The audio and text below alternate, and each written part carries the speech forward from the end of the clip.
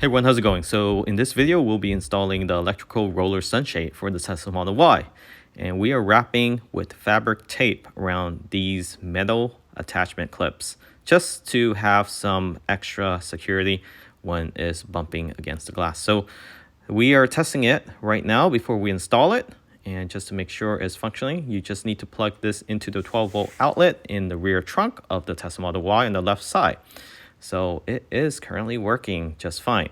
So we'll be putting this in the Tesla Model Y. And first what you want to do is fish through the power wire. And before you actually tape the power wire, you want to pull down on the left side panel on the top headliner, starting from the rear. And then use a small pry tool that came with the kit, pry between the glass and the trim, and that should pop open for you to pull through the fish wire. And once you pull through the fish wire, you want to be able to hold up the back of the actual sunshade and run the wires through. And then slide in the bracket against the trim, between the trim and the glass. For the front, you want to align it with the screw. And it does come with two torque screw. You want to slide the actual trim mount in and line it up with where the screw holes are at. And once you have it lined up, go ahead and place the screw in and tighten it with your torque screwdriver. So you want to hand tighten this. Do not use an impactor. You want to make sure that you don't over torque it, and this will give a sturdy support for the front and the rear. And that is basically it with the installation. It takes less than 10 minutes. If you have two people, it would be easier, but you can do this by yourself. No issue with installation. And we'll show at the end of the video where we plug in the power, but right now it's just mainly mounting this sunshade up on your headliner. And it's very sturdy. It's not too heavy. It's perfect height for the glass and the trim, so you have a space between. They do provide you with this cover to cover up the silver trim and also the screw so the rear passenger cannot see it.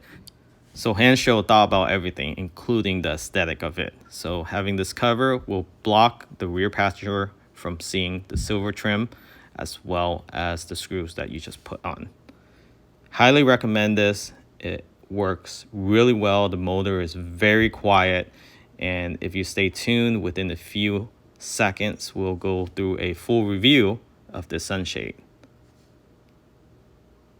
Okay, so the electric sunshade has been installed. It took less than 10 minutes and it's really pre-assembled already. You just have to put two screws and mount this, plus plug it in. So let me show you how it works. So there's two switches on the rear and two switches in the front there.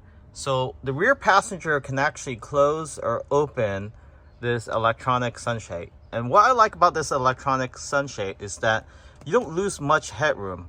So maybe about 1/4 of an inch, I would say, to 1/2 inch, versus other mesh will sag about 2-3 inches, some even more at the center. And even the sliding one, you lose about 1 to 2 inches. So this one here, you press that and it's very convenient. It automatically closes and it goes at a decent speed. Not too slow, not too fast. And you can close it completely. You still have the view when you don't need to use it. Your rear passenger can also open it.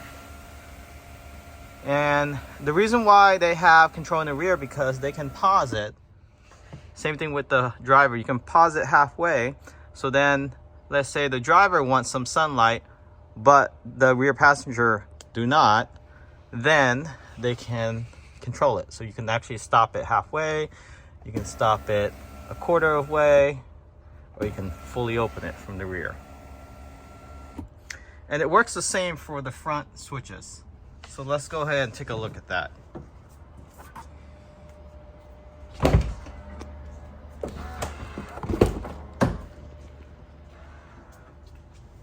So taking a look at the front switch, it works the same. So this is made out of some sort of aluminum or aluminum covering. So pushing down on the front switch, it automatically closes. And of course you can stop it halfway, let's say you want some sunlight, or you can fully close it.